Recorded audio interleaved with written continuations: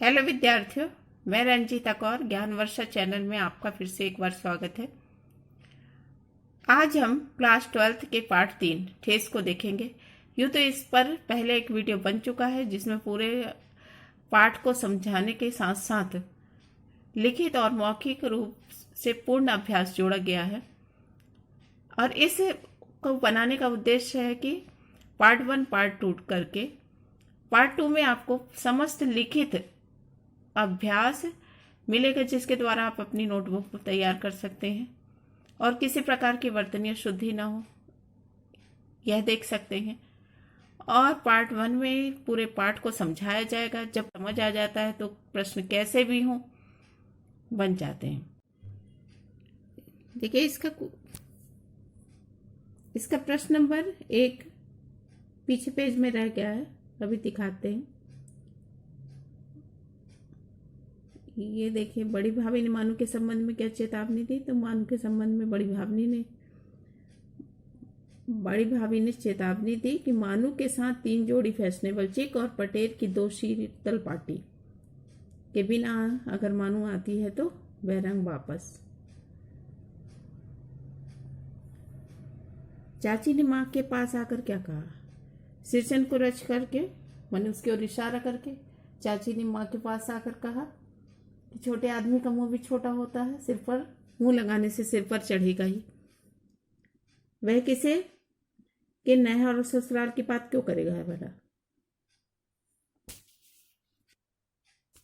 अब चौथा प्रश्न है, सिरचन मानू से मिलने रेलवे स्टेशन क्यों गया? तो सिरचन मानू के लिए शीतल पार्टी, चिक और कुश की आसनी लेकर स्टेशन पहुंचा ताकि उसके विदाई के समय भेंट कर सके। देखिए, ये लघुत्तरी प्रश्न सबसे छोटा पहला प्रश्न। सिरचन कौन कौन सी वस्तु बनाना चाहता था? तो सिरचन शीतल पार्टी, चिक, मोढ़े, जाले, छतरी, टोपी आदि बना। एक महत्वपूर्ण प्रश्न है ये दीर्घ उत्तरी प्रश्न शुरू हो गए।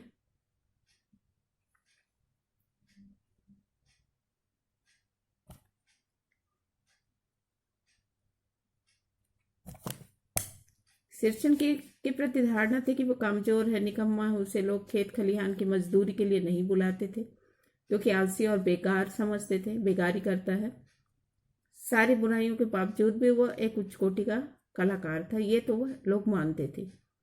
उसे बातूनी कहते थे, मुंहफट कहते थे, पेटू समझते थे कि वह लालची भी है, खाने का शौकीन है। कुल मिलाकर सिरचन के प्रति पहली यह धारणा थी। दूसरी यह कि वह एक कुशल कारीगर है, केवल मेहनताने को ध्यान में नहीं रख कर काम करता, वह बस लगन के साथ काम करता है। शीतल पार्टी, चिक, मोढ़े, छाते, जाले, छतरी, टोपी आदि बनाने वाला कोई कारीगर आसपास के गांव में उसके समान कोई कारीगर नहीं था। पहले लोग उसका सम्मान करते थे, उसके घर बुलाने के लिए खुशामद भी करते थे, लेकिन बाद में जब उसने यह अपना कारीगरी का काम छोड़ दिया तो लोग उसे बेकार और व्यर्थ ही समझने लगे। मुफ्तखोर, कामचोर, चटोर के साथ घमंडी और मुंहफट भी कहने लगे। सिरचन को 1 सप्ताह पहले क्यों बुलाया गया था? क्योंकि लेखक की बहन मानू की विदाई होने वाली थी। वह उच्च कोटि का कलाकार था, इसलिए शीतल पार्टी और चिक जो कि मानू को विदाई में देनी थी, इसके लिए ये सब सामान बनाने के लिए सिरचन को 1 सप्ताह पहले बुलाया गया था। मानू ने सिरचन को पान का बीड़ा देते समय क्या कहा? मानू ने सिरचन को पान का बीड़ा देते समय कहा कि सिरचन, दादा माने भाई, काम काज का घर है, 5 तरह के लोग 5 किस्म की बातें करेंगे, तुम किसी की बात पर कान मत दो, माने ध्यान मत दो। सिरचन ने मानू को उपहार में क्या दिया? तो सिरचन ने मानू को उपहार में शीतल पार्टी, चिक और एक जोड़ी आसनी, आसन होता है जो बैठने का, एक जोड़ी आसनी कुश की बनी हुई दी। सारी वस्तुएं में बहुत बारीकी थी, उत्तम कोटि की थी, और जिस काम को वो और ये सारे सामान उसने अपने घर से बनाकर मानू को दिया था ताकि उसका अपने ससुराल में सम्मान बना रहे। खाने पीने में चिकनाई की कमी हुई तो सारी चिकनाई खत्म। यह भाव विस्तार है, इस लाइन को आपको बढ़ाकर लिखना है। अगर पाठ से संबंधित है तो पाठ के अनुसार, अगर पाठ से संबंधित नहीं है भाव विस्तार, तो उसके मूल भाव को लेखक क्या कहना चाहते हैं उसमें उस चीज को समझें और फिर अपनी सोच, अपने विचार के अनुसार को उसको बढ़ाएं। तो ये तो आपके पाठ से ही है। तो लोग कहते हैं सिरचंद तो स्वादिष्ट खाने पीने का शौकीन था, अगर अच्छा खाना मिल जाए तो काम बहुत बेहतर होता था, खूबसूरत वस्तुएं बनती थी, और अगर जहाँ खाने पीने में कमी हुई तो जो काम की खूबसूरती थी वो भी खत्म हो जाती थी, और कई बार तो बीच ही काम में छोड़कर चला जाता था और पहले कह देता था कि फिर किसी दिन आ जाऊंगा बनाने, फिर नहीं आता था। देखिए अब विकल्प के प्रश्न देख लेंगे कि ठेस कहानी के रचनाकार फणीश्वर नाथ रेणु सिरचंद किस प्रकार का व्यक्ति था? स्वाभिमानी था, है ना, स्वयं का पर सम्मान करता था, स्वयं अपना सम्मान करता था, और स्वयं पर अभिमान। और सिरचंद स्टेशन मिलने के लिए गया किससे? तो मीनू से नहीं, मानू से। ठीक है, सिरचंद किस कहानी का पात्र है? तो सिरचंद ठेस कहानी का पात्र है। पात्र माने कहाँ, किस में, किस कहानी में उसका कैरेक्टर है। प्रसिद्ध आंचलिक, आंचलिक माने होता है कि गांव से वाले, ग्रामीण जीवन पर कहानी लिखने वाले कथाकार कौन है?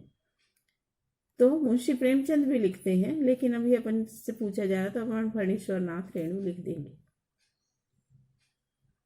है ना। मुंशी प्रेमचंद गांव पर भी लिखते हैं ऐसे, वैसे शहरी जीवन पर भी लिखते थे। और एक शब्द और वाक्य में उत्तर दीजिए। सिरचंद का व्यवसाय क्या था? दस्तकारी और हैंडीक्राफ्ट सब वस्तुएं बनाना। रिक्त स्थानों की पूर्ति कीजिए। मैला आंचल कहानी किसके द्वारा है? तो फणीश्वर नाथ रेणु जी के द्वारा। तो देखिए जिन प्रश्नों के उत्तर पहले वाले प्रश्नों में से आपको ठीक ना जचे हों, ना लग रहे हों, कठिन लग रहे हों, तो इनमें से भी ये सरल भाषा में है, इसे याद कर सकते हैं।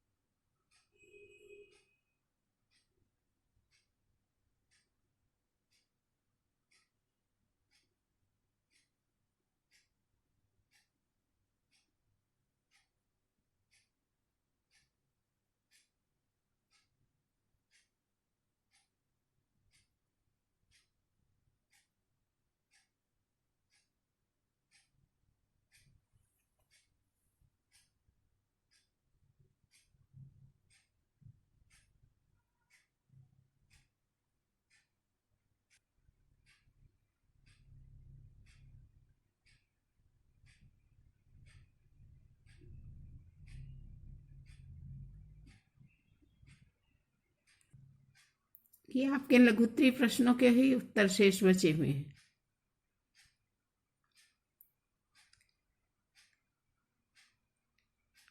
कहानी का अंत बड़ा मर्मस्पर्शी था।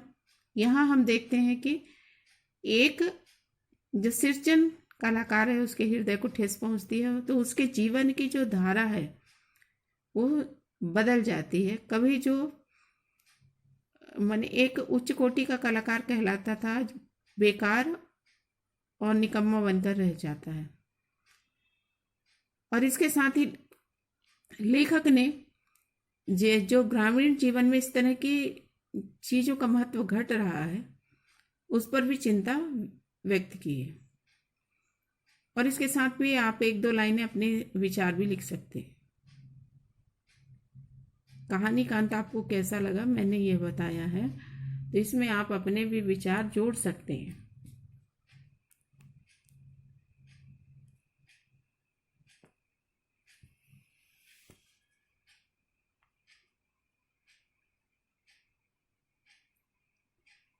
देखिए भाषा अनुशीलन है आपके।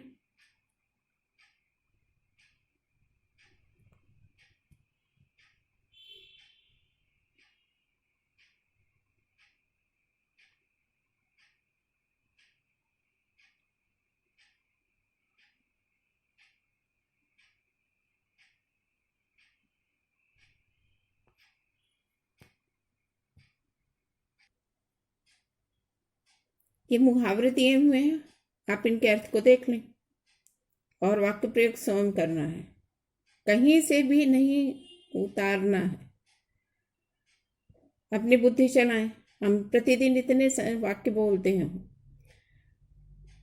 असंख्य, प्रतिदिन हम असंख्य वाक्य बोलते हैं, वैसे ही इसको भी बना लेना है।